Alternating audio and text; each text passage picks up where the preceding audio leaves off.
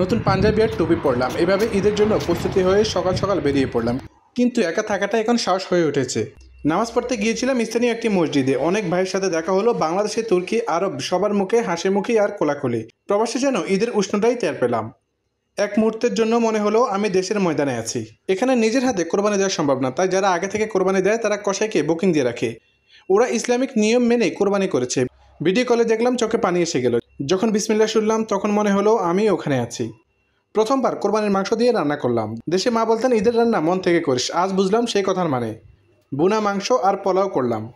খেতে খেতে চোখে পানি চলে এসেছিল। এটা শুধু খাবারই না, এটা আবেগ। মাকে কল দিলাম, তিনি বললেন তুই খেয়েছিস তো ঠিকমতো? বাবা বললেন ভালো করেছিস, সাহস নিয়ে ঈদ পালন কর। ছোট ভাই বলল তোমার রান্নাটা দেখতে চাই। একটা ফোন কল, মনটা ভরে গেল, চোখে পানি চলে আসলো। চিৎকার নেই, মিষ্টি গন্ধ নেই, কিন্তু মনটা ভারী হয়ে আছে। তবু আলহামদুলিল্লাহ, আমি আছি ভালো, সুস্থ, কৃতজ্ঞ। এখানেই নতুন স্বপ্ন বুনেছি, নিজেই গড়েছি।